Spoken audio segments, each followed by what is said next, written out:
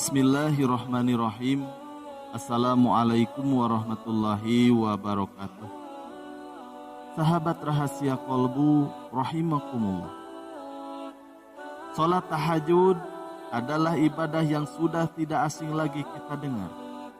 Salat ini bisa dikerjakan di sepertiga malam terakhir.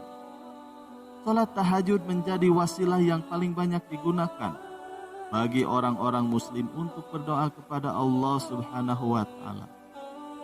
Karena pada sepertiga malam yang terakhir inilah merupakan waktu yang mustajab untuk dikabulkan doa oleh Allah Subhanahu wa Ta'ala.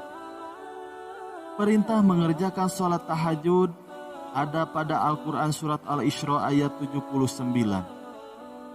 Keutamaan salat sunat tahajud ini diucapkan oleh salah satu ulama besar, yaitu Imam Syafi'i. Beliau mengatakan bahwa seorang muslim yang sholat kemudian mengangkat tangannya untuk berdoa kepada Allah Subhanahu wa Ta'ala di sepertiga malam terakhir, ibarat seseorang yang melontarkan anak panah yang melesat tepat mengenai sasarannya.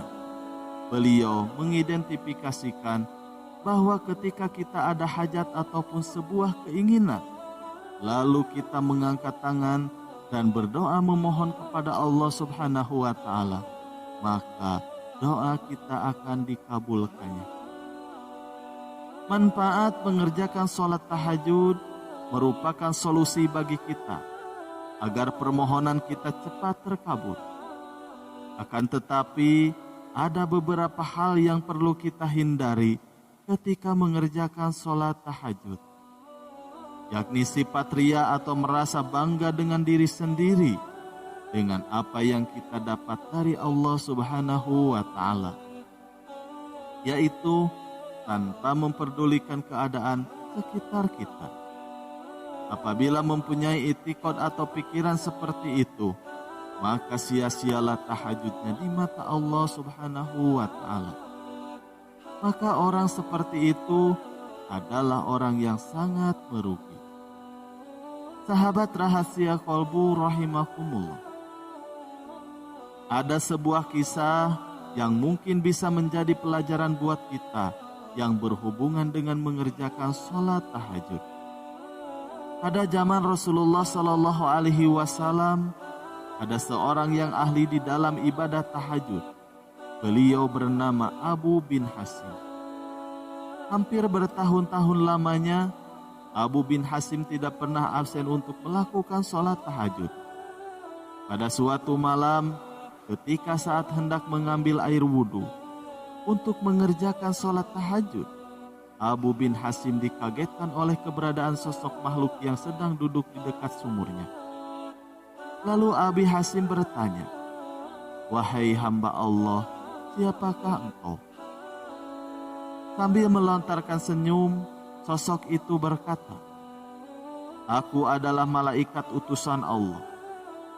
Mendengar jawaban tersebut, Abu Hasim merasa kaget sekaligus merasa bangga karena sudah kedatangan malaikat Allah.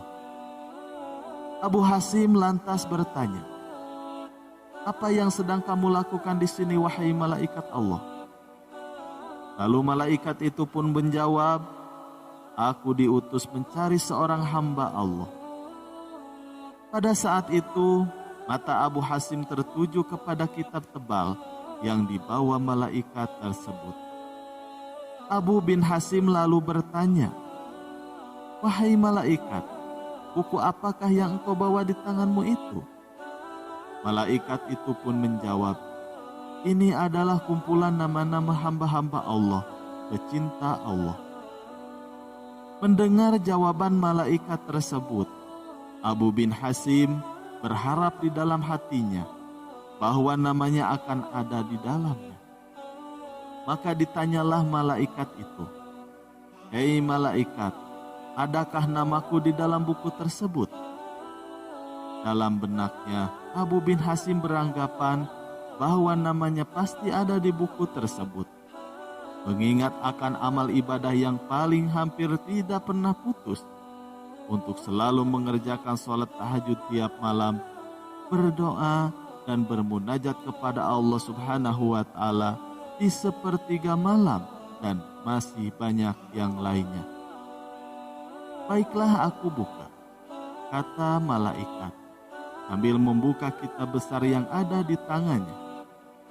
Setelah dibuka dan dicari-cari, ternyata malaikat tersebut tidak menemukan nama Abu bin Hasim di dalamnya. Karena Abu bin Hasim tidak percaya dengan apa yang disampaikan oleh malaikat tersebut.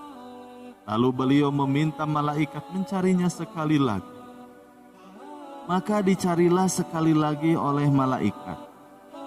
Dan malaikat itu pun berkata lagi, "Betul, namamu tidak ada di dalam buku ini." Mendengar namanya tidak tercantum di dalam buku, Abu bin Hasim pun seluruh tubuhnya gemetar dan jatuh tersungkur di hadapan malaikat. Beliau menangis sejadi-jadinya sambil berkata, "Rugi sekali hamba ini yang selalu tegak berdiri di setiap sepertiga malam untuk sholat tahajud dan bermunajat kepada Allah. Tetapi ternyata namaku tidak masuk di dalam golongan para hamba pecinta Allah." Melihat hal tersebut, malaikat itu pun berkata, "Wahai Abu bin Hasim, bukannya aku tidak mengetahui engkau selalu bangun setiap malam ketika yang lain sedang tidur. Bukannya aku tidak mengetahui engkau mengambil air wudhu saat orang lain terlelap dalam buayan malam. Tapi ketahuilah, wahai Abu bin Hasim, tanganku ini dilarang Allah untuk menuliskan namamu." Karena kaget dengan jawaban malaikat, Abu bin Hasim pun berkata, "Apakah gerangan yang menjadi penyebabnya?" Lalu malaikat itu pun menjawab, "Engkau memang bermunajat kepada Allah, tapi engkau ria dan memamerkan ibadahmu dengan rasa bangga kemana-mana. Dan engkau asik beribadah, hanya memikirkan dirimu sendiri. Sedangkan di kanan kirimu ada orang yang sakit, dan mereka kelaparan, tapi sedikit pun engkau tidak menengok dan memberikan makanan. Bagaimana mungkin engkau dapat menjadi hamba pecinta Allah, kalau engkau sendiri tidak pernah mencintai hamba-hamba yang diciptakan oleh Allah Subhanahu wa Ta'ala?" Mendengar jawaban malaikat tersebut, hati Abu bin Hasim seperti disambar petir. Ia menyadari bahwa selama ini ibadah yang ia lakukan hanyalah untuk memperbanyak harta kekayaan tanpa memperdulikan orang-orang yang membutuhkan uluran tangannya. Semenjak kejadian malam itu, di dalam sholatnya Abu bin Hasim selalu meminta ampun kepada Allah, dan beliau mulai menyadari bahwa manusia diciptakan Allah, yaitu untuk beribadah kepadanya dan berkewajiban untuk saling membantu dengan sesama yang sedang membutuhkan bantuannya. Dari kisah Abi bin Hasim tersebut dapat kita ambil pelajaran bahwa Allah menciptakan manusia supaya bisa saling menjaga silaturahmi dan saling berbagi di saat orang lain sedang membutuhkan. Boleh-boleh saja kita berdoa kepada Allah untuk meminta dilancarkan rezeki dan diperbanyak harta kekayaan. Akan tetapi kita harus ingat, apabila Allah sudah mengabulkan setiap doa kita, sebaiknya jangan lupa untuk menyisihkan sedikit dari harta yang kita peroleh untuk membantu mereka yang sedang kesusahan. Karena dengan menyadari tentang hal tersebut, rasa syukur di dalam hati kita kepada Allah akan semakin meningkat. Sesuai dengan janji Allah, barang siapapun orang yang selalu bersyukur, maka Allah akan menambah kenikmatan kita dan dicukupkan segala kebutuhan kita. Sahabat rahasia kolbu rahimakumullah, semoga dari kisah Abi bin Hasim tersebut kita bisa menjadi sosok manusia yang selalu bisa menjaga silaturahmi dan selalu bersyukur atas apa yang Allah berikan kepada kita. Wallahu a'lam bishawab. Sekian yang bisa kami sampaikan, semoga bermanfaat.